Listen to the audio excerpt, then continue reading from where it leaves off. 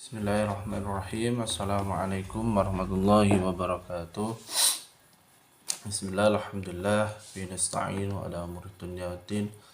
Salatu wassalamu ala asrofil anbiya'i wal mursalin wa ala alihi wa sahbihi ajma'in, amma ba'du.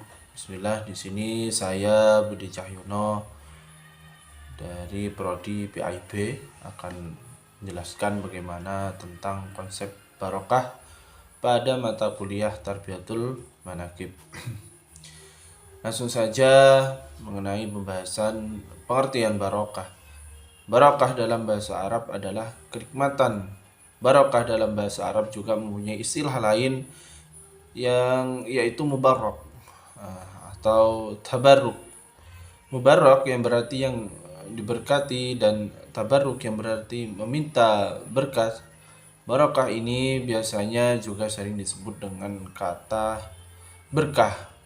Dan kata berkah di sini menurut Kamus Bahasa Indonesia adalah karunia Tuhan yang mendatangkan kenikmatan bagi kehidupan seseorang manusia. Menurut istilah barokah artinya ziyadatul khair atau bertambahnya sebuah kebaikan. Barokah juga bisa bermakna tetapnya sesuatu dan bisa juga bermakna bertambah atau berkembangnya sesuatu. Kemudian barokah merupakan suatu kenikmatan yang melimpah atau manfaat yang diberikan oleh Allah Subhanahu wa taala kepada orang yang bertakwa, yaitu berupa kesehatan, rezeki dan segala urusan yang ada di dunia, maka akan dimudahkan serta bertambah kebaikan dan berkeseimbangan. Kemudian tentang macam-macam barokah.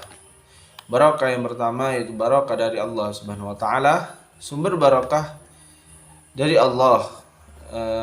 Imam At-Tahari berkata dalam tafsirnya, yaitu di tangan engkaulah segala kebajikan. Maksudnya semua kebaikan berada di tangan Allah Subhanahu wa taala dan kembali kepada Allah Subhanahu wa taala. Yang kedua yaitu barokah dari Al-Qur'an. Al-Qur'an memiliki banyak keutamaan dan manfaat yang sangat besar. Kebaikan baik agama maupun duniawi. Karena itulah Allah menamai dan menyifatinya dengan beberapa nama dan sifat yang terhormat dan mulia. Kemudian yang ketiga yaitu barokah dari sebuah tempat.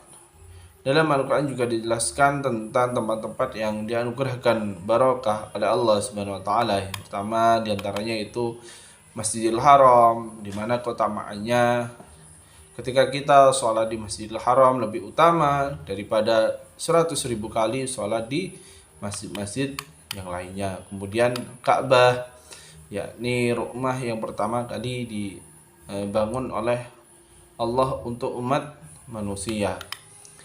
Barokah dari seorang manusia. Bagaimana barokah ini bersumber dari manusia? Manusia adalah makhluk Allah yang paling sempurna dan selain itu Allah juga menganugerahkan berkah untuk beberapa manusia yang Dia kehendaki. Sebagai contoh yaitu Nabi Muhammad SAW, di mana Rasulullah ini tidak diragukan lagi bahwa Rasulullah adalah Nabi yang paling utama. Keberkahan pada Rasulullah ini dapat dikelompokkan menjadi dua macam, yaitu keberkahan maknawiyah dan keberkahan hasiyah. Kemudian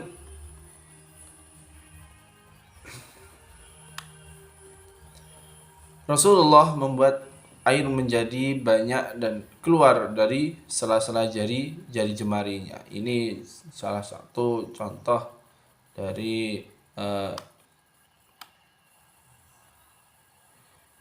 barokah dari Rasulullah SAW. Kemudian yang kedua itu makhluk-makhluk soleh. Yang pertama seperti malaikat, orang-orang soleh. Orang-orang soleh di sini tidak jauh berbeda dari malaikat Allah. Keberkahan dari orang-orang soleh ini ada juga karena mereka terkenal dengan keistiqomahannya.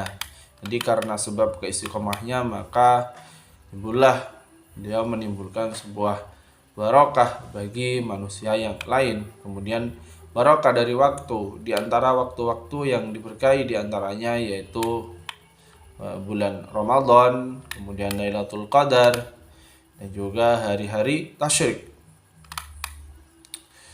Kemudian barokah tentang waktu yaitu di bulan-bulan haram. Adapun beberapa bulan haram yang memiliki kemuliaan, keagungan dan keberkahan yaitu bulan Zulhijjah, kemudian bulan Muharram.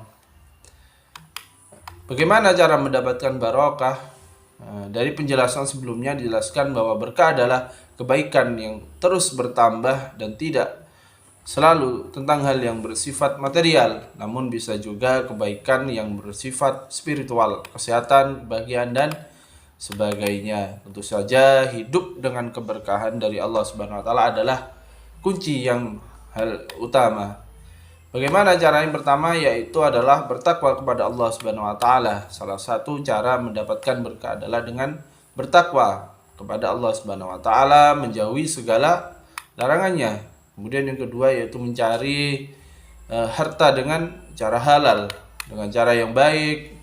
Karena konsep dari barokah adalah ziyadatul khair, bertambahnya sebuah kebaikan. Kalau kita mencari harta dengan cara yang haram, maka keluar dari konsep barokah itu sendiri. Kemudian yang ketiga yaitu menjemput rezeki sejak pagi. Pagi adalah waktu yang paling baik untuk mencari rezeki, sebagaimana telah diajarkan oleh Rasulullah SAW untuk memanfaatkan waktu sebaik-baiknya. Kemudian yaitu memulai segala aktivitas dengan membaca basmalah, apapun kegiatannya selama itu menjadi baik, maka awalilah dengan membaca basmalah. Kemudian materi yang keempat yaitu manfaat barokah. Barokah mempunyai beberapa manfaat bagi kita. Yang pertama yaitu manfaat barokah melalui ilmu. Saat belajar kita selalu berharap agar mendapatkan ilmu yang bermanfaat. Berbagai doa, perilaku, bahkan kiat-kiat tertentu kita lakukan untuk mendapatkan hal barokah. Adapun ciri-ciri ilmu yang barokah yang pertama yaitu menambah rasa takut kita kepada Allah Subhanahu wa taala. Kita semakin menyadari aib-aib yang kita lakukan, bertambahnya manfaat makrifat kita kepada Allah Subhanahu wa taala, menambah rindu dan cinta kita kepada amal akhirat. Mungkin itu saja yang sempat saya sampaikan mengenai barokah.